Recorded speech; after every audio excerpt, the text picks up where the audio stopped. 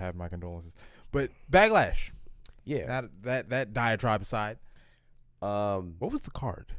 So the card, it was 5 matches. In order, we started off with Seth versus Braun Breaker. After that, it was Trick Williams versus Sami Zayn. Then we had the only women's match on the card in Io versus Asuka. Okay. Then we had, oh no, I lied. Before Io versus Asuka, we had Danhausen and his mystery guest versus Mizkit. Then we had Io versus Asuka. Then we had Roman Reigns versus Jacob Fatu. All right. We'll be quick about this. You know, I know we can tend to get a little long-winded when we talk about this. That's usually my fault, but we'll be quick about this. All in all, just first off, overall thoughts on Backlash. I liked it. I thought it was, in a way, I thought it was kind of better than Mania in the sense that I think that while we may not have gotten, while they may not have all been Mania caliber matches, the fact that they all just lasted a significant amount of time and kind of got you invested with, like false finishes and special moves and things like that. That was just more enjoyable for me. Most Mania matches didn't last longer than 7 minutes, except for the main event. So that's kind of a bummer. Yeah, I'll meet you at it did certain things better than Mania. Yeah. Chiefly being that. Funny enough, you would think that similar with like Mortal Kombat, like if the wrestling was better, then the show would be better. But WrestleMania to me is much like the Super Bowl. It's more than just about the game. Sure. I can take that. So I don't know that I would say it was better than Mania on that basis, but it was not. Like I think in every match, save for the main event, there was a point in which I legitimately thought it was over, and it wasn't. And when you watch as much wrestling as we do, to have a card where damn near every single one catches you with a false finish, that's good work. Yeah. That's really good work. First match, Braun versus Seth. We're just going to skip the play-by-plays for all of these and just kind of talk about overall general feelings. I liked it. I definitely think that as we were watching the match, I was like, this match cannot end cleanly because this seems like this has to be something that's going to last us at least throughout the summer. So if that's the case, Bronson Reed can't win this clean. Braun Breaker. Thank you. Braun Breaker can't win this clean. And he didn't. The Vision came out. Now, what I do like is that in not having a clean finish per se, Seth Rollins demonstrates his education of the numbers game, and he gets out of the ring with a chair and effectively ambushes the ambush. But in doing so, being prepared for that does kind of set him up to get caught off guard. We see, the spear into the pedigree thing that he's done before, and you would think that'd be it, and then,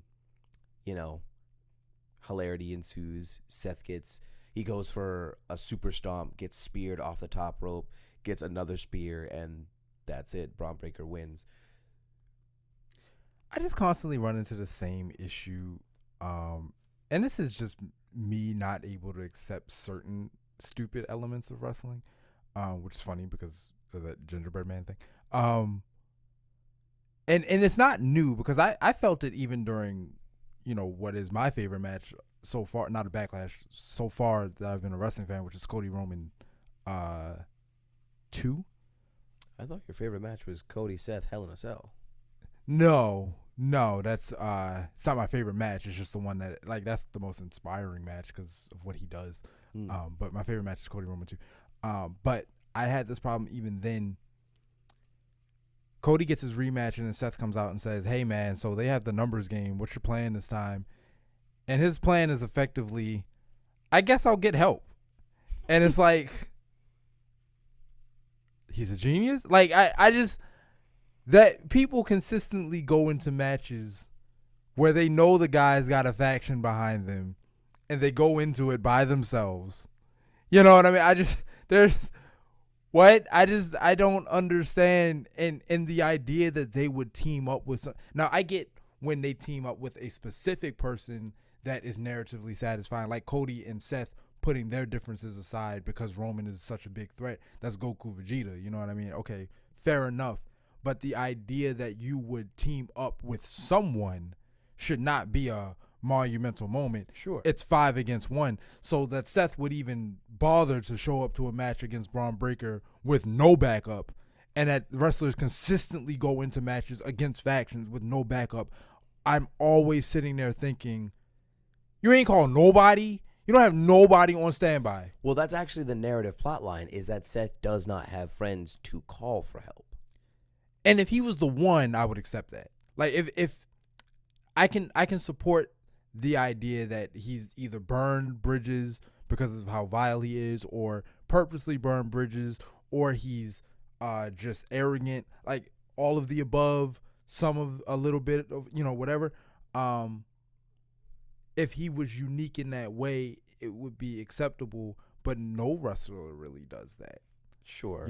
So now there are times when a wrestler will come up to someone and say, hey, listen, I know they got some numbers, so I would like to offer my help. So, you got that. But I'm always wondering why we don't get any backstage segments of, so there's like 4 of them. If you're not doing anything tonight, would you mind, just having my back? Yeah, we usually get the opposite, which is, hey, I know there's 4 of them, and I'm just one of me, but could you do me a favor and stay in the back? Why? Only for them to still come out anyway.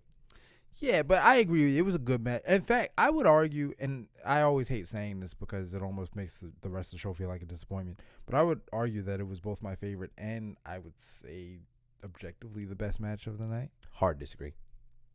All right. Next, we get into Trick Williams versus Sami Zayn. Solid match. In stark contrast to how I felt about WrestleMania, while I was not particularly rooting for Sami Zayn, I felt Sami Zayn was more justified than he was back then, because I didn't really appreciate Sami Zayn taking the belt off of Carmelo. I didn't think that he needed to be at Mania. This kind of stems into the whole gingerbread stuff, which, quick TLDR, when they were calling Sami Zayn the Gingerbread Man, after Mania, they came out with the Gingerbread Man in a costume, which turned out to be Sami Zayn, and he ambushed Trick Williams and Lil Yachty. And the next week after that, Sami comes out with the Gingerbread Man costume on stage, beats it, and breaks it, and they say that he's dead. So then last Friday, they had the death of the Gingerbread Man and his funeral, which then also turned out to be Lil Yachty, and he ambushes Sami Zayn. And it's just really goofy, but Sami says something that was really important, at least to me, because it's something that we talk about, and it's something that a lot of people online talk about, and I just understand it. He's like, in a meta way, he's like, you don't understand how important TV time is, and not only are we wasting TV time for the funeral of a stupid costume, this is also the main event. This is a joke. This is a farce. This should not be here. This should be dedicated to something else. And I get they're saying it tongue-in-cheek in a meta way, but I'm just dumb enough to agree with them, because I'm like, look at all the people we haven't seen. We're just now getting the United States women's stuff happening. We haven't seen Carmelo Hayes or Ilya Dragunov, right? Like, yeah, Ilya's getting released, bro. Don't say that. It's just like, I think about people who did get released. People like Aleister Black, people like Karrion Kross, people like Blair Davenport, when she, like, all these people who would benefit from this third hour of SmackDown, people who could be placed in these certain areas, but because we want to do a funeral for a stuffed, not even stuffed, sorry, we want to do a funeral for a mascot, that to me at its core, I'm like, ugh. And I watch it because I'm a fan of the product, but I'm sitting through this and I'm just like, I'm frustrated and I'm annoyed. So while I was not necessarily rooting for Sami Zayn in that, like, I knew he wasn't going to win, especially with the way that his character has been going, I was at least cognizant enough in that, like, I understand that, yes, this is really tongue-in-cheek, but also this is just actually what I believe. Fair. I just hate how we lost. Like, to have it won, or for all intents and purposes, it looked like he had it won, and just to completely lose focus, go out the ring to go kick somebody else. Like, it made sense with Roman when it came to, does he hit Cody and secure his win, or does he hit Seth? Because he had 10 years of hatred built up towards Seth. So the story there was that his inability to let go of his hatred costs him everything. That's cathartic. With Sammy and a guy you just met 2 months ago, it's just stupid. I think they were trying to replicate it because Lil Yachty was in the gingerbread man costume, and Lil Yachty did hit him with the kendo stick both the night before and the night of. So I think it's his way of making sure Lil Yachty is no longer a problem in this match. Narratively, I get it, but I do agree that it was dumb. Man, win the match and then give him a post-match beatdown like somebody else that may or may not have won their match on the card this night. Yeah. Then we get into what is actually the goofiest match. But while perhaps I will not dare say best match of the night, definitely to me the match that I had the most fun with. Oh, this is the one I disassociated from, ain't it? Oh, no, don't say that. So we had Danhausen and his mystery opponent versus Kit Wilson and The Miz. And the night before, on Friday, Danhausen was trying to find a mystery opponent, but Kit Wilson had said something specific, which is the only person who would team with Danhausen is Danhausen, and he gets a bright idea to make a cloning machine and clone himself.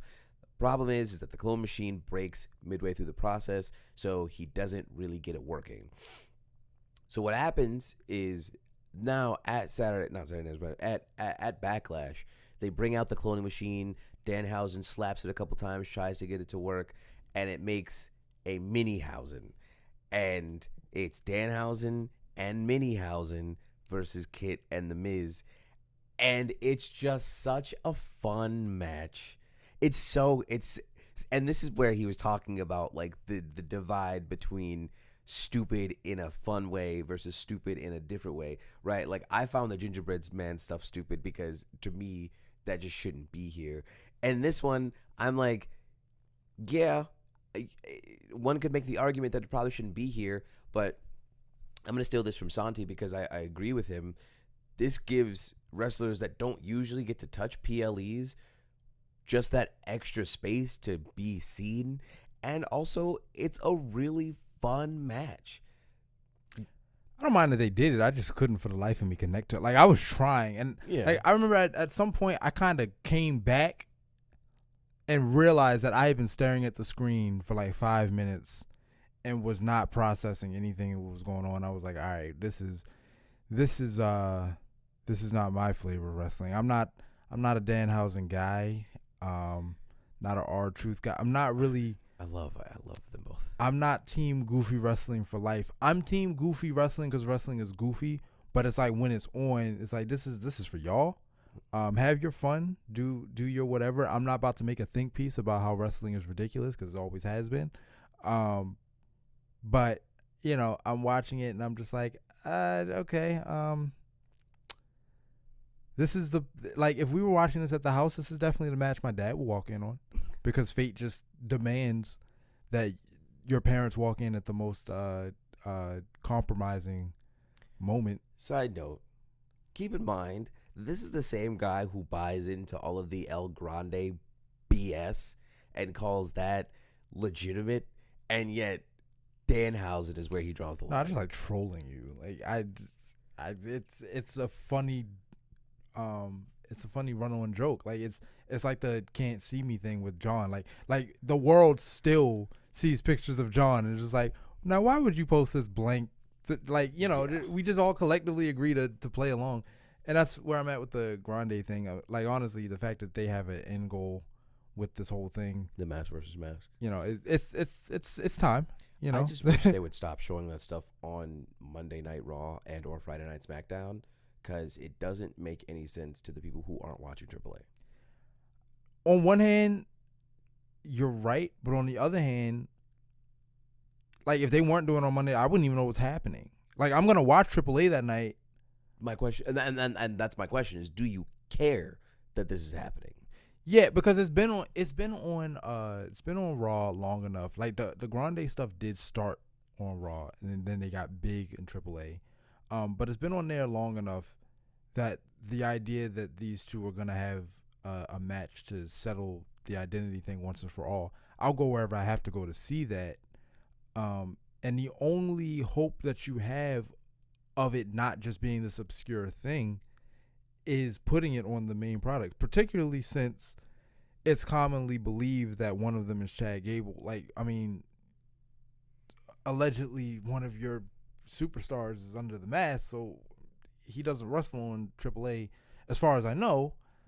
So I don't know where else you would, I don't know where else you would put it. All seriousness, I mean, all joking aside,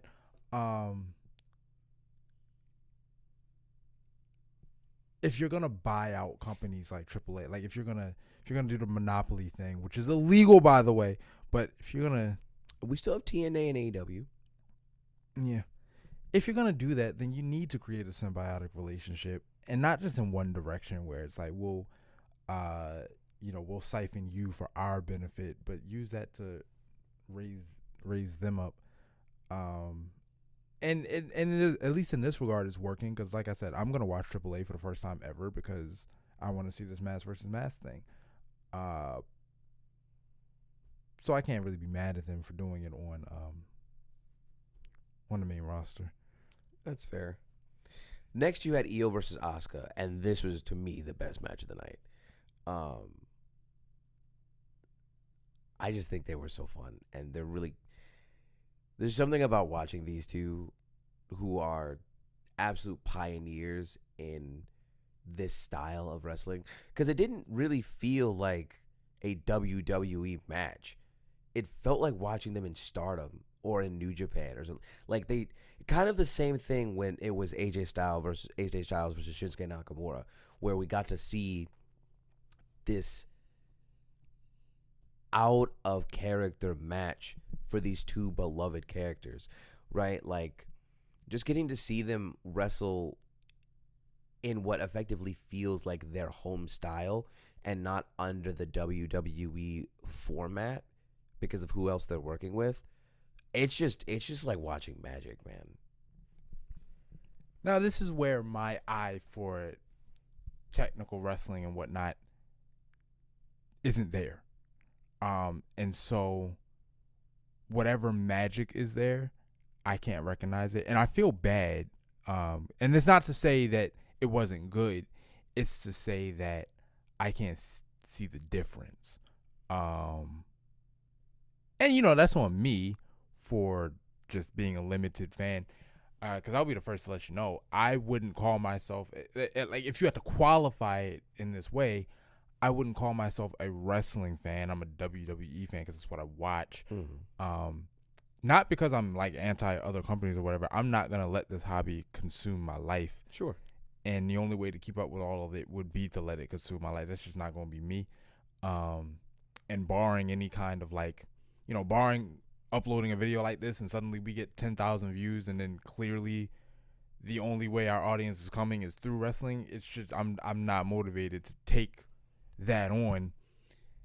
And in the absence of taking that on, I've not developed the wrestling palette to recognize the idiosyncratic differences between styles. I mean, I know the difference between like a high flyer and a brawler, obviously, because one jumps and the other strikes. Yes. But in terms of how New Japan wrestles versus how the West wrestles or whatever, I mean, I guess you said you haven't watched AAA, but I mean, when you watch AAA, like even the way they wrestle there is different than how they do it on the main roster. Well, I would imagine because AAA is a Hispanic company, right? Like Mexican.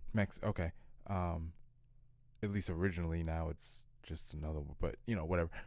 So I imagine since you're different style over there or whatever, and that's fine.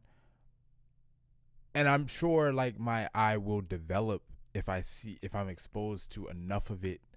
But I just haven't been exposed to enough. So and I'm not saying the match was bad. I'm not saying it was okay or anything like that. I just missed the whatever you're seeing that's making it the best match of the night for you. I don't see that. Now, there's one moment that stood out to me, which is when Asuka went to Mist EO, and she was just ready for it. It's like, bitch, like we were on the same. Did you forget? I know all your tricks, and to me, sometimes that's what I think the product is missing, is for characters to realistically remember things that they should remember. Because how you like, she got one trick, you know what I mean? Like characters like Asuka got one trick that they resort to. Now how she implements it often changes, but you know that mist is coming. Yeah, and sometimes women will get in there like they don't know, like they forgot. I still think the best missed implementation is when she was fighting Bianca and she missed the first time. So she had a little bit of residue left. Yeah, on her finger. Mm-hmm. Yeah. Rubbed it in I was like, that's genius. But to me, that was the best match tonight. It was just really fun to watch. And then final match, longest match. Wait, hold on. Do you think Asuka's retiring? Because that's the talk right now. Do I think she's retiring? No. If anything, it's like a semi-retirement in that she's probably going to take some time off, maybe come back for one more stint. Not to do anything like really serious, but probably come back for one more stint, and then that'll be it for her. But I think right now she's going to be as part-time as someone like Randy Orton, or, you know, like I think she's just going to be really, really in the background. And then kind of say her actual goodbye within the next 5 years or so. Yeah, because I was about to say, like, that hug at the end of the match read to me like, my best friend doesn't work here anymore, and I've worked here so long that in the absence of my best friend being here, you know, since more of my career is behind me than in front of me anyway, what's really the point? You know? I was talking to a buddy of mine about this. I was like, this match needed to be on the card. Not because of the whole Kyrie story, because without Kyrie, it doesn't really make that much sense. But it almost felt like WWE owed this to them because of Kyrie Sane's release, where it's like, look, we know that you guys had this whole story planned, and, you know, we're the ones who wrote it, and, you know, we just didn't renegotiate with Kyrie and yada, yada, yada. But you two still deserve to have this match. You know, it's the least we could do for kind of upending everything in front of you guys. So we'll give you this match, let you do that, and, you know, kind of let you end this definitively off into the sunset. And then, you know, go from there. I just feel like for all that, since it happened so close to Backlash, like you could you not have had Kyrie just on the ramp as they're walking out? Like the beef is over, it's squashed. And then, because I mean, like, would Kyrie do that for free? Because, you know, she's not on contract. Could you just, for the sake of the fans and continuity and your professional relationship, you just do one for the free? You don't got to take a bump. You don't have to get involved in that. Just there, so we can have the visual. Because when somebody gets cut, suddenly all the vignettes got to act like they were never there, which I hate. Like, she was just here last week. Like, I didn't forget. You know what I mean? I think it's an intellectual property thing. You know, we no longer have the rights to your likeness, so we can't use you without having to pay you. Then comp her a ticket and have her come out not in costume, because nobody owns her. True. You know what I mean? Like, you don't got to call her by name or anything. You can just put her out there. Put her on the like, comp her a front row ticket to the show. If you don't want to, and just, they can just walk past her sitting there as a guest. There's gotta be a way there has to be a way. Sure. I think whatever happened with Kyrie Sane, Asuka, Io, and anybody else in that kind of thing, it all happened off screen. You know, hey, look, this is a great match you guys had. Sucks that I wasn't able to be there, but I'm here now. We can all have a drink about it, laugh about it, cry about it. I see what you're saying, but the problem is that too many people would take that and then run with it. Oh, Kyrie is coming back, or oh, WWE is doing this, or whatever. Let them run with it. They run with everything anyway. Yeah, I think it just causes more headaches than they want to deal with. What, hate mail, Twitter? Like, I don't get it. Like, it happens regardless. Niggas is still acting like The Rock is just right around the corner from coming back. Like they still believe that. Yeah, he's gonna be at WrestleMania 43. I actually do believe that, but I'll say this. This is what I believe. He's either gonna be at WrestleMania 43, or it's just never gonna happen. That if Saudi money can't make it happen, it's not happening. So that's. But they act like every Monday, Friday, there's gonna be the day he reemerges and makes his declaration for whatever. But yeah, last match. Jacob Fatu versus Roman Reigns. Also a good match. Like we said, all the matches were really solid for Backlash.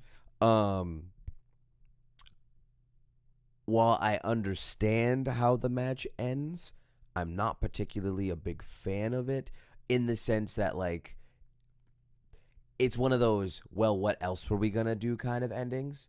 Because throughout the entire match, Jacob Fatu, he's definitely taking damage, but he's pretty much eating everything that Roman has to throw at him, to the point where Roman, at multiple points, kind of has the fear of God in his eyes, because he's like, I don't really know how to end this. And if you've been keeping up with the show throughout this build, Jacob has been using this allegedly forbidden technique within the bloodline family called the Tongan death grip. And so at the end of the match, he has him in the death grip, and Roman is so desperate to be able to breathe that he grabs the ref. The ref kind of pushes him off, and then they go to the turnbuckle. Roman grabs the turnbuckle, rips it off, and just like as a moment of desperation, shoves Jacob into the turnbuckle. Jacob stumbles back. Roman hits him with the spear. 1, 2, 3, match is over. And that's not to say that it was a short match, because I know that I just kind of explained that abruptly, but that's just how the match ends. And a lot of people are like, Roman had a clean match with CM Punk. It would have been really nice to have a clean match with Jacob Fatu. Now, I use the quotation marks because Roman definitely cheated in that match purposefully. This one, though. So does CM Punk, though. Yeah, no, I don't take that from either of them. This one, though, it's like, I get that they had to do it this way because the way that they have built Jacob Fatu is such a domineering force in the game. But the thing that makes this a problem for me is Roman talks such a big game. Like the way they built Roman doesn't afraid of anything. So it just like to have him have to cheat his way into a win against Jacob, because again, logistically outside of the kayfabe, just the way that they built Jacob, I don't know, it left a bit of an unsatisfying taste in my mouth, where it's like, I loved the match, it was a solid match, but it was just like, well, how else do we have Roman beat someone like Jacob Fatu? Well, we got to cheat. You don't. And and that's where I have a very, very frustrating like if there's one thing that I do not like, and I don't know if this is wrestling in general or the age of wrestling that I've been introduced to, I don't like when there is no reason for the character to be able to win the match other than it's too early to take the title off of them. If you are at a place where you can't see how Roman wins this thing, then he doesn't. Like that shit, then he doesn't. Particularly if the very next thing you're going to do is write him off anyway. You know what I mean? Like, well, allegedly, he'll still be here for the rest of this month, but he will be gone all of June. If he shows up tonight, that beatdown was ridiculous. Like, for what? You just show up. Like, apparently he didn't do all that much to you. Like, it's trying to have your cake and eat it too. Now I know this makes me sound like a raging hypocrite because I supported Cody winning at Mania, going over Randy, but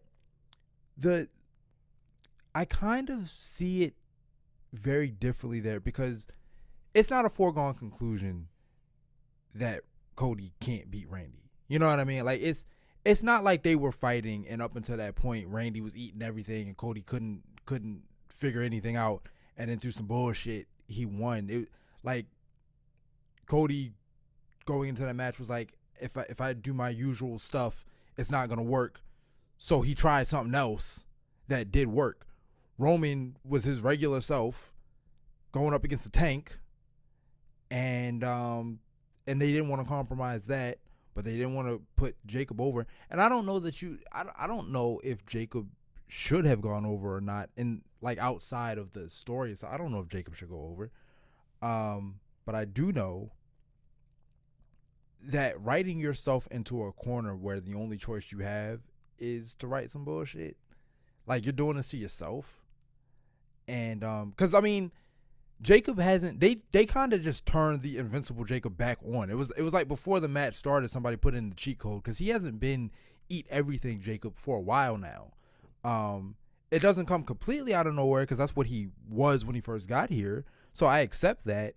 But you kind of conveniently remember that you're very durable, and just for the sake of this match, and what, just so Roman can be the guy who can get past it? I don't understand that. He could beat regular Jacob, the Jacob we've been getting the last few months. He could beat that Jacob. He couldn't beat Invincible Jacob, and then they went out of their way to bring Invincible Jacob back.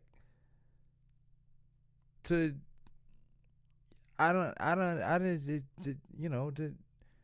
to me, it's uninspired. It's an uninspired decision to have Roman retain, not to have Roman retain, to do all of that to have Roman retain. So, and this ain't even like hating on Roman. I'm not his biggest fan. I'm not really looking forward to a Roman title reign again. The quicker the better, as far as I'm concerned. I definitely don't think he holds it for a year. If I'm hopeful, the only reason I say this is because of what they've been doing with who I think they'll put the belt on. I think because Obafemi is having such a dominant like transition into the main roster and a dominant exit of NXT, I do think that Obafemi will have Roman's belt by the end of the year. My brother in Christ, when Oba gets that title, that's the Oba title now.